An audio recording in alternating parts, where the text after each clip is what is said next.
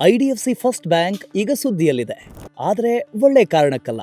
February 22ರಂದು bank ತನ್ನ ಚಂಡೀಗಢ ಬ್ರಾಂಚ್ನಲ್ಲಿ ಹರಿಯಾಣ ಸರ್ಕಾರದ ಖಾತೆಗಳಿಗೆ ಸಂಬಂಧಿಸಿದ 590 ಕೋಟಿ ಫ್ರಾಡ್ನ ರಿಪೋರ್ಟ್ ಮಾಡ್ತು. ಬಟ್ ಆಕ್ಚುಲಿ ಏನಾಯ್ತು? ಹರಿಯಾಣ ಗವರ್ಮೆಂಟ್ನ ಒಂದು ಡಿಪಾರ್ಟ್ಮೆಂಟ್ ತಮ್ಮ ಖಾತೆ ಮುಚ್ಚಿ ಹಣ ಟ್ರಾನ್ಸ್ಫರ್ ಮಾಡೋದಕ್ಕೆ ಕೇಳ್ತು. ಆದರೆ ಬ್ಯಾಂಕ್ ಅದನ್ನು ಮಾಡೋದಕ್ಕೆ ಹೋದಾಗ ಲೆಕ್ಕ ಸರಿ ಬರಲಿಲ್ಲ.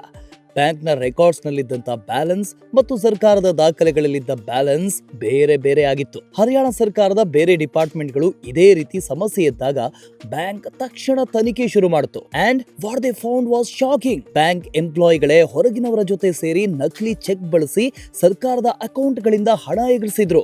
ಎಷ್ಟು ದೊಡ್ಡ ಮೊತ್ತ ಅಂದ್ರೆ ಈ ಹಣವನ್ನ ಬ್ಯಾಂಕ್ ವಾಪಸ್ ಗಳಿಸೋದಕ್ಕೆ ಸುಮಾರು 6 ತಿಂಗಳು ಬೇಕಾಗತ್ತೆ. ಇದಕ್ಕಿಂತ ಬಿಗ್ಗರ್ ವರಿ ಏನಪ್ಪಾ ಅಂದ್ರೆ internal audit quality. So what action was taken? 4 ಎಂಪ್ಲಾಯಿಗಳನ್ನ ಸಸ್ಪೆಂಡ್ ಮಾಡಲಾಗಿದೆ. ಪೊಲೀಸ್ ದೂರು ದಾಖಲಾಗಿದೆ. ಅಂಡ್ KPMG ಅನ್ನೋ ಸಂಸ್ಥೆನ ಫುಲ್ ಫೋರೆನ್ಸಿಕ್ ಆಡಿಟ್ ನಡೆಸೋದಕ್ಕೆ ಅಪಾಯಿಂಟ್ ಮಾಡಲಾಗಿದೆ. RBI ಈಗ ಸಿಚುವೇಶನ್ ನ ಕ್ಲೋಸ್ಲಿ ಮಾನಿಟರ್ ಮಾಡ್ತಾ ಇದೆ. ಹರಿಯಾಣ ಸರ್ಕಾರ ಕೂಡ ಐಡಿಎಫ್ಸಿ ಫಸ್ಟ್ ಬ್ಯಾಂಕ್ ನ ಡಿಎಂಪನಲ್ ಮಾಡಿದೆ. ಎಲ್ಲಾ ಇಲಾಖೆಗಳಿಗೆ ಈ ಬ್ಯಾಂಕ್ ಜೊತೆ ಯಾವುದೇ ಬಿಸ್ನೆಸ್ ಇದ್ರೂ ನಿಲ್ಸೋದಕ್ಕೆ ಆದೇಶ ನೀಡಿದೆ. ಮಾರ್ಕೆಟ್ ಹೇಗೆ ಬಿಹೇವ್ ಮಾಡ್ತು ಹಾಗಾದ್ರೆ? ಸೋಮವಾರ ಐಡಿಎಫ್ಸಿ ಫಸ್ಟ್ ಬ್ಯಾಂಕ್ ಷೇರು ಬೆಲೆ ಸುಮಾರು 20% ಕುಸಿದು ₹66.08 ಬಂತು.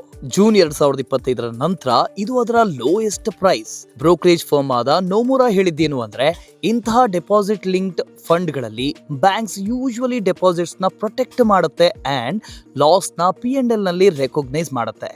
ಹಣ ವಾಪಸ್ ಬರೋ ಸಾಧ್ಯತೆ ಕಡಿಮೆ, ಅದು ತುಂಬಾ ತಡವಾಗಿ ಬರಬಹುದು.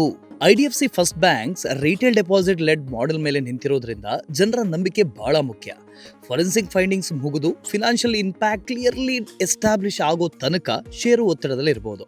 Now the big question, regular customer ಆಗಿ ನೀವು ಚಿಂತಿಸಬೇಕಾ? KPMG ಫೋರೆನ್ಸಿಕ್ ಆಡಿಟ್ ಏನ್ ಹೇಳುತ್ತೆ ಮತ್ತು ಫ್ರಾಡ್ 590 ಕೋಟಿಗೆ ನಿಂತಿದೆಯಾ ಅಥವಾ ಇನ್ನೂ ಜಾಸ್ತಿ ಇದೆಯಾ ಅಂತ ಗಮನಿಸ್ತೀರಿ. ಬಟ್ ಇದು ನಮ್ಗೆಲ್ರಿಗೂ ಒಂದು ಎಚ್ಚರಿಕೆ. ನಿಮ್ಮ ಅಕೌಂಟ್ ಸ್ಟೇಟ್ಮೆಂಟ್ಸ್ ನ ರೆಗ್ಯುಲರ್ಲಿ ಚೆಕ್ ಮಾಡ್ತಾ ಇರಿ. ಬ್ಯಾಂಕ್ ಆಪ್ ನಲ್ಲಿ ಟ್ರಾನ್ಸಾಕ್ಷನ್ ಅಲರ್ಟ್ ಸೆಟ್ ಮಾಡಿ. ಏನಾದ್ರೂ ಸಮಸ್ಯೆ ಕಂಡ್ರೆ ತಕ್ಷಣ ಬ್ಯಾಂಕ್ಗೆ ತಿಳಿಸಿ. And if you suspect fraud 1930 cyber crime help ಲೈನ್ಗೆ ಕರೆ ಮಾಡಿ.